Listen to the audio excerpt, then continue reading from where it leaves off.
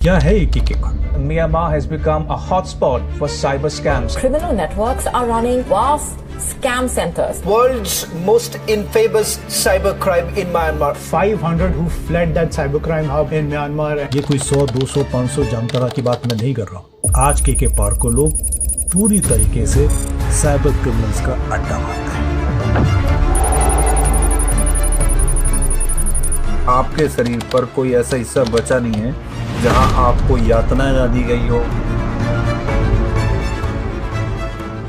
जब मैं मणिबंध में सोच रहा था या तो मैं जिंदा आऊंगा कि नहीं आऊंगा, कुछ पता नहीं वहां से।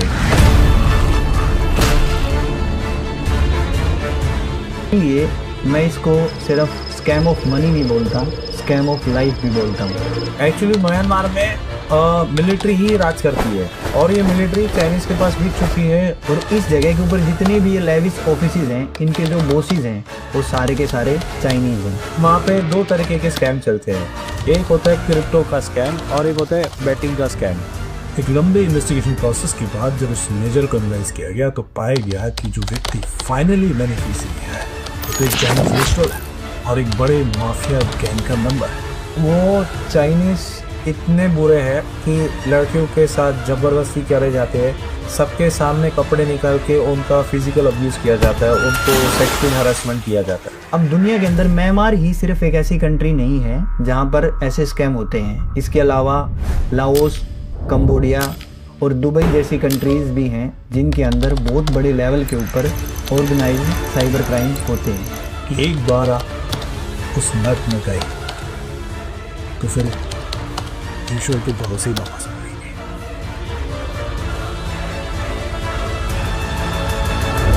इंडिया में हर साल लाखों स्टूडेंट ग्रेजुएट होते हैं और इनमें से आधे बच्चों को भी जॉब नहीं मिलती। और ये जो बच्चे हैं इनका एक बड़ा परसेंटेज फॉरेन कंट्रीज में जॉब के लिए अप्लाई करता है और अब्रॉड जाकर अपनी किस्मत को बदलने का सपना देखता है। ये कहानी है कुश की, एक 33 साल का युवक जो मुंबई में रहता है। अपनी जिंदगी में हर चीज ट्राई करने के बाद अचानक उसके सामने एक अपॉर्चुनिटी आती है कि वो बाहर जाकर नकल कर सकता है और लाखों रुपए कमा सकता है। एक सपने को भूलकर वो निकलता है मुंबई से बाहर पहली बार। और फिर शुरू हुई एक नई उड़ान जिसका एंड आसमान नहीं बल्कि एक खतरनाक ट्रैप होने वाला था। मैं मुंबई का रहने वाला हूँ, मेरी एज है 33। काफ़ी टाइम से अच्छी जॉब की तलाश में एक एक्सप्लोरेशन देख रहा था खुद के लिए कि कोई अच्छा सा जॉब मिल जाए। तो एक दिन मैं रैंडमली इंस्टाग्राम चला रहा था, वहाँ पे देखा कि जॉब इन थाईलैंड करके एक पोस्टर आया था मेरे सामने। उसमें सारी डिटेल्स दी हुई थी कि जैसे कि आप अगर जॉब के लिए अप्लाई करते हो तो आपको इतनी सैलरी मिलेगी। जैसे मुझे बताया जाता कि मेरी सैलरी होगी 30,000 थाई बात। अब जो इंसान 40,000 महीने का कमा रहे हो और अगर उसको 30,000 थाई बात की सैलरी मिलेगी तो एक बार वहाँ पे आकर्षित तो हो गई। ठीक है, तो मैंने वहाँ पे क्लिक कर दिया और इंस्टाग्राम पे मुझे सामने से मैसेज आया और उन्होंने थोड़ी सी पर्सनल इन्फॉर्मेशन दी, जैसे कि एज क्या है, आपने पहले क्या काम किया हुआ है, आपकी टाइपिंग स्पीड कितनी है, आपके पास पासपोर्ट है या नहीं है। मैंने सारी इन्फॉर्मेशन दी। एक बंदा था आकाश माली करके, तो उसको मैंने सारी इन्फॉर्मेशन प्रोसेस की। उसने मुझे एक एजेंट से कनेक्ट करवाया जिसका नाम था एमा। अब वो उसका असली नाम नहीं है, उसका असली नाम आज तक इसको पता नहीं चला है कि उसका असली नाम क्या है।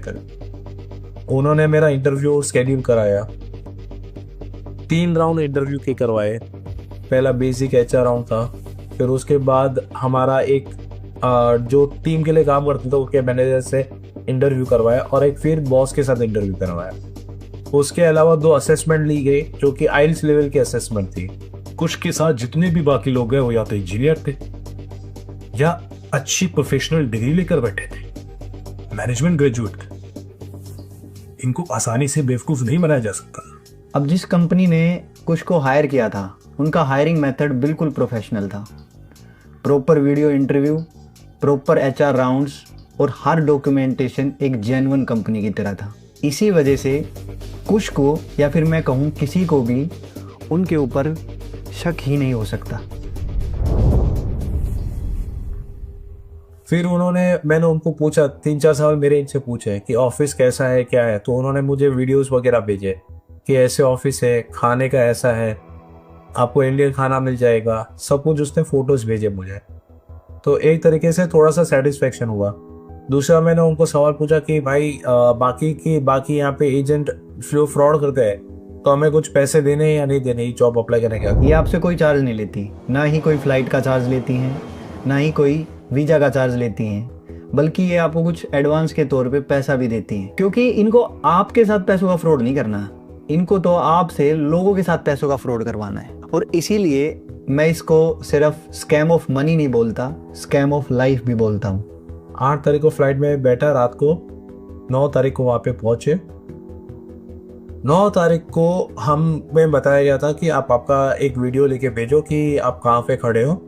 तो हमें बताया गया था कि गेट नंबर 3 पे पर्टिकुलर पोजीशन पे खड़ा रहना है, वहाँ पे आपका नाम लेके खड़े रहेंगे, आपको वो गाड़ी तक लेके जाएंगे। तो एक लड़की हमारा नाम लेके खड़ी थी, वो अच्छी मतलब एकदम ब्रांड न्यू फॉर्च्यूनर गाड़ी आई थी लेने के लिए। सबसे पहले हमारा पासपोर्ट मांगा जाता है कि आपको हमने रिसीव किया है तो उसका प्रूफ भेजना है आगे कंपनी में, तो पहले आपका पासपोर्ट दीजिए।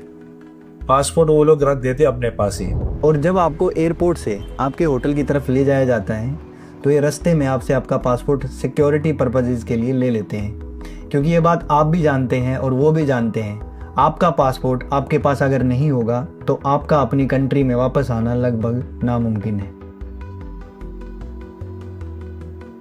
फिर वो लोग हमें लेके के एक होटल में रखा। वहाँ पे होटल में एक रात रुका थे। रात को 3:30-4 बजे एक आदमी आता है, दूसरा ड्राइवर आता है, होटल से लेके एक दूसरे चेक पोस्ट तक दूसरी गाड़ी आती है, फिर तीसरी गाड़ी। वैसे गेम चल रहा है ताकि आप चीज़ों को समझना पाए। हाँ, टोटल दिन चला ये 12 से 13 घंटा। 12 से 13 घंटों में मल्टीपल कार्स को चेंज कर दिया। 12 से 13 घंटे में टोटल मुझे याद है अभी भी, क्योंकि ये जो वो बोलते हैं ना कि ये नाइटमेयर था मेरा, डरावना सपना। 12 से 13 गाड़ी बदली गई है। फिर आखिर में एक रिवर तक लेके आ गया हमें। अब वो रिवर क्या है हमें पता नहीं है। और वहां पे 2 आर्मी के कपड़े वाले आ रहे, जो कि थे म्यांमार के आर्मी वाले, बंदूक लेके आ रहे। हमें फटाफट बोट, एक छोटी सी नाव, मतलब मछुआरों की नाव होती है ना छोटी वाली, वो नाव में बिठाया जा रहा है हमें। सामान हमारे पैर में रखे जा रहे हैं, नीचे पूरा गंदा है, पैर में रखना पड़ रहा है सामान, और हमें रिवर क्रॉस करके उस पार लेके जा रहे हैं। तब जाके पता चलता है कि हम इलीगल तरीके से म्यांमार के अंदर एंट्री हो गई है हमारी। वो क्राइम बिना लोकल गवर्नेंस और पुलिस या मिलिट्री के सपोर्ट के हो ही नहीं सकता। जैसे ही हम म्यांमार के अंदर एंट्री होते हैं, हमें एक बहुत बड़े, मतलब समझ लो कम से कम 15 से 20 फीट का गेट होता है, वहाँ पे लेके जाके छोड़ देते हैं गेट के अंदर। थाईलैंड से म्यांमार के अंदर आपको जो है बैक डोर से एंट्री दिलाई जाती है, एक नदी के रास्ते से। और इस कंट्री के अंदर बिना कोई क्रिमिनल एक्टिविटी किए ही आप क्रिमिनल बन जाते हैं जब आप बैक डोर से एंट्री लेते हैं। और अब वहाँ की जो बॉर्डर फोर्सेस हैं वो आपसे जैसा चाहे वैसा सलूक कर सकती है। आपके डिवाइसेस आपसे ले लिए जाते हैं, क्योंकि वो नहीं चाहते कि आप किसी भी तरीके से अपनी कंट्री या एम्बेसी के अंदर कोई कांटेक्ट कर पाएं। वो लोग हमें लेके जाते हैं एक्चुअल वर्क लोकेशन पे। अब स्टार्टिंग के अंदर आपको एक अच्छी जगह के ऊपर क्यों रखा जाता है? आपको कंफर्टेबल बनाने के लिए और आपकी स्किल पहचानने के लिए, ताकि ये आपको मॉनिटर कर सकें कि आप किस तरीके के स्कैम करने के कैपेबल हैं। वहाँ पे 2 तरीके के स्कैम चलते हैं, एक होता है क्रिप्टो का स्कैम और एक होता है बेटिंग का स्कैम। अगर सिर्फ इंडिया की बात करें तो हर साल इंडिया के अंदर बैटिंग ऐप्स के अंदर लोग हजारों अरबों करोड़ रुपए गंवा देते हैं। अब इनकी एल्गोरिदम को कुछ इस तरीके से बनाया गया है, जब आप स्टार्ट करते हैं तो पहली बार में आप जीतते हैं, क्योंकि वो चाहता है, वो आपके अंदर एक कॉन्फिडेंस डालना चाहता है।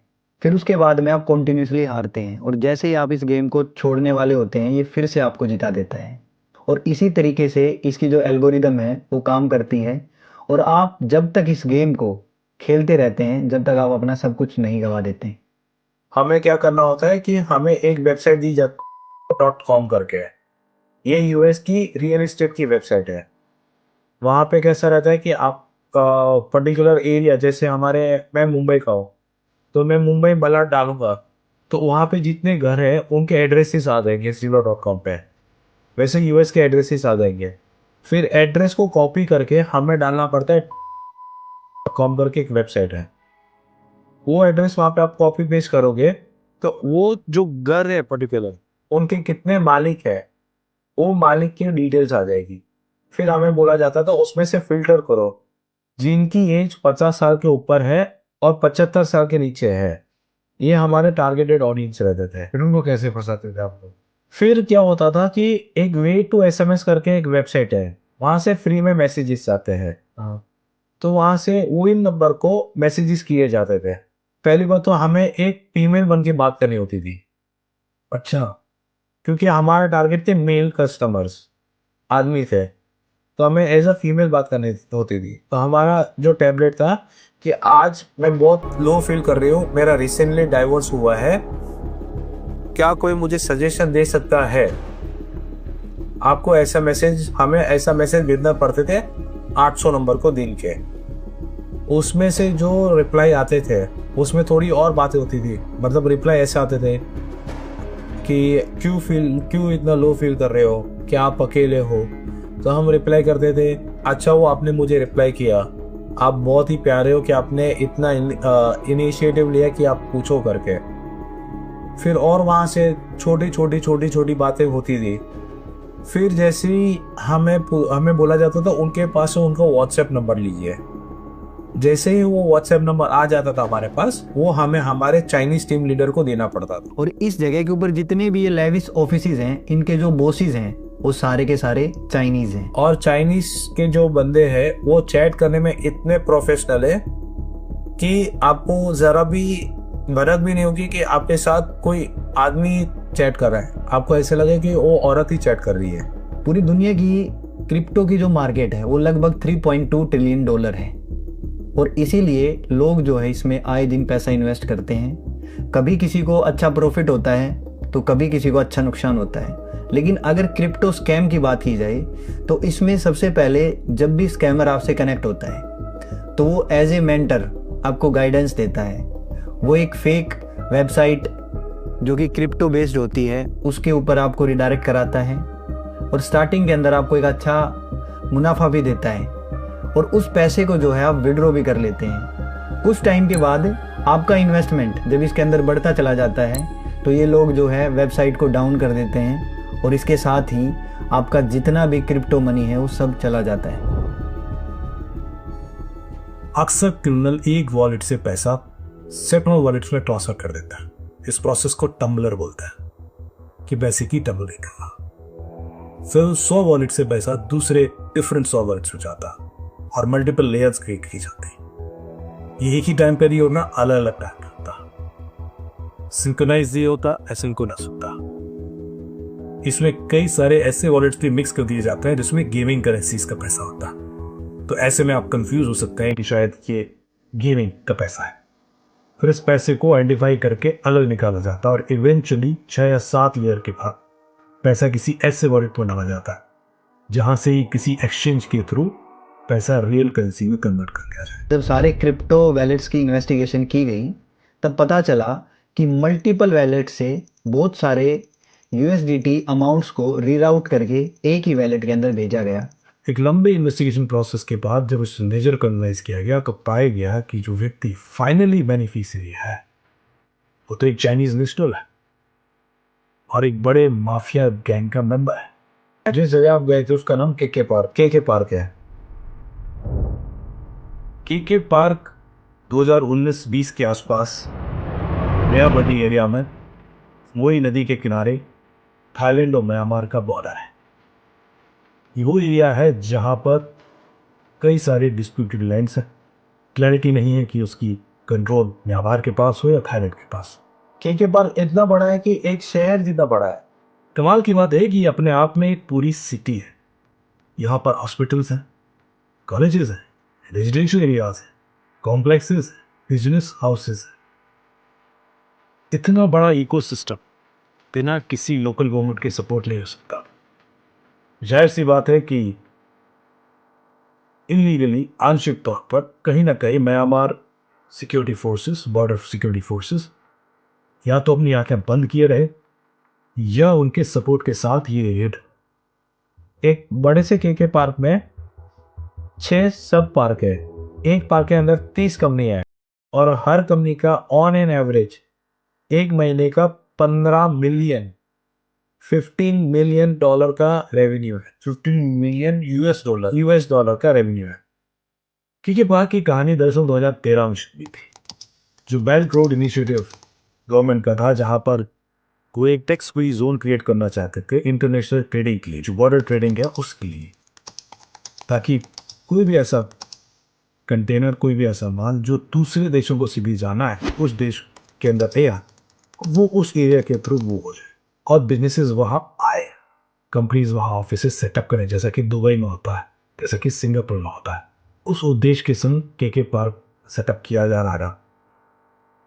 लेकिन चूंकि वो देश पूरा नहीं हुआ, उस तरह की अपॉर्चुनिटीज वहाँ नहीं फुली खुली या उस तरह के बिजनेसेस ज़्यादा आए ही नहीं, तो फिर उसका दूसरा यूज था क्या, और पूरा केके पार्क धीरे धीरे चाइनीज माफिया के चुगड़ आ गया। एक्चुअली म्यांमार में मिलिट्री ही राज करती है और ये मिलिट्री चाइनीज के पास बिक चुकी है। वहाँ पे हमें बताया, मतलब हमने देखा हुआ है कि वहाँ की मिलिट्री को 100 से 150 मिलियन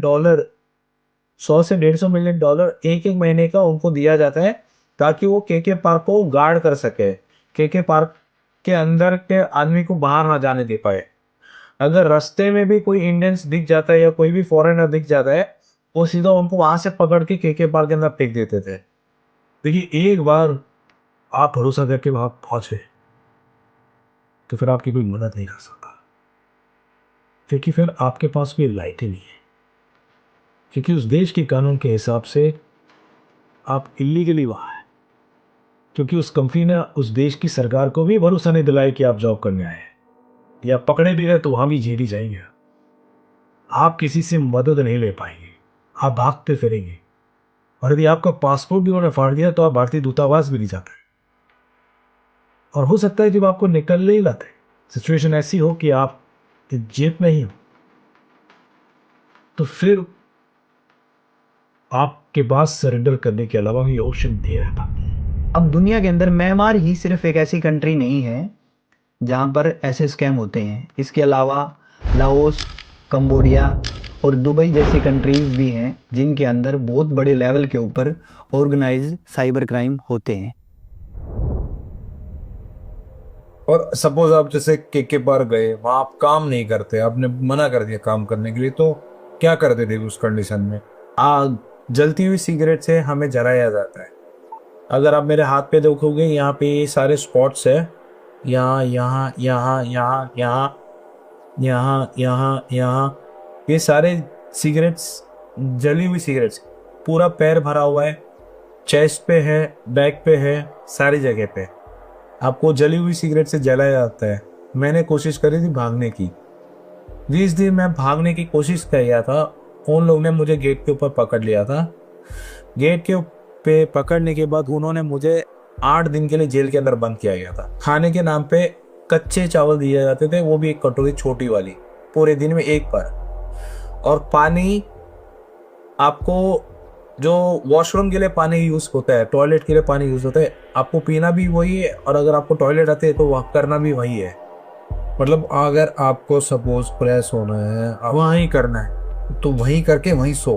हाँ, और वो जेल में मेरे अलावा और कितने लोग फ्रेश हुए रहेंगे, कितने लोग टॉयलेट गए रहेंगे, कुछ ऐसा पता नहीं।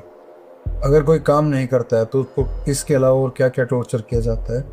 मारा जाता है, इतना मारा जाता है, रॉड से मारा जाता है।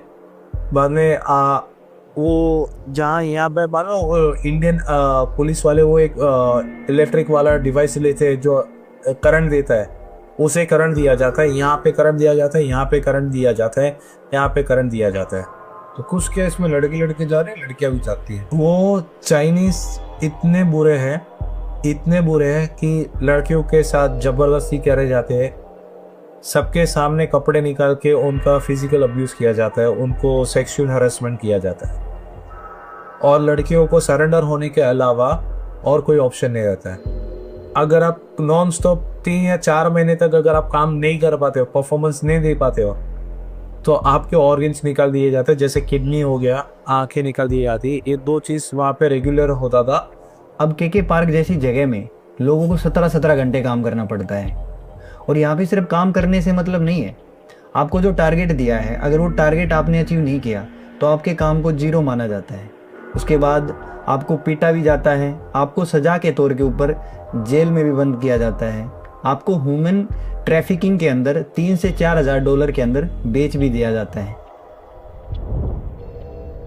जब आप वहाँ फंस तो गए थे तो मैं अब एक कुश को देख रहा हूँ कि कुश म्यांमार में है, कुश वहाँ पर फंस चुका है, 8-10 दिन से उसको कोई खाना नहीं मिला।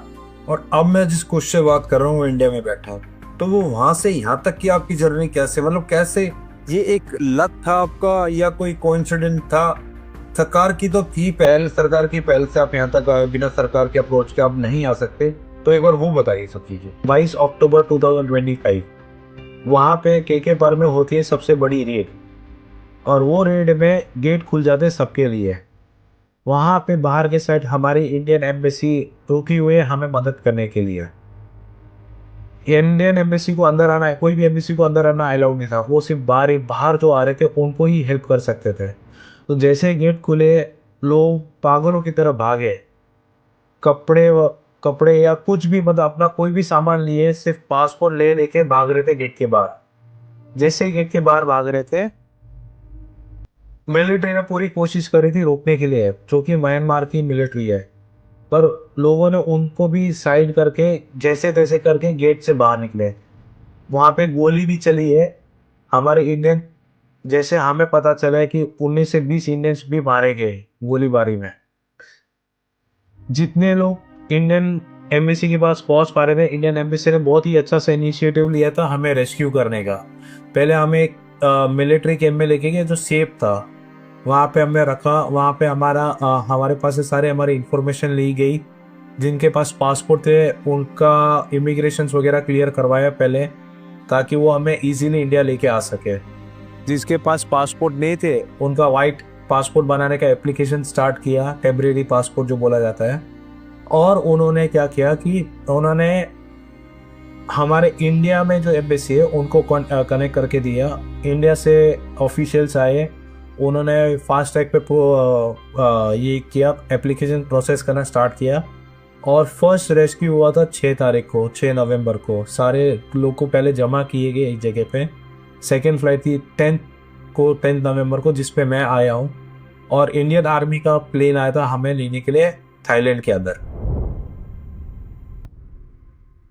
यूथ है जो नौजवान है, जिसको नौकरी चाहिए और उसके पास कोई दूसरा ऑप्शन ही नहीं है भरोसा करने के, वो आज नहीं तो कल किसी और तरीके से भी इसमें फंस सकता है। हमें पता है कि एक बहुत बड़े न्यूज़ चैनल की जर्नलिस्ट, उसको यूएस में एक यूनिवर्सिटी से ऑफर आया, जो उसने भरोसा कर लिया, जो कि हर दिन फैक्ट चेक भी करती है। तो फिर एक आम नौजवान जो शायद इतना टेक्नोलॉजी को न जानता हूँ, वो तो गलती कर ही सकता है। पहले तो मैं आपको बता दूँ कि इतनी आसानी से फॉरेन कंपनीज के जॉब ऑफर नहीं आते।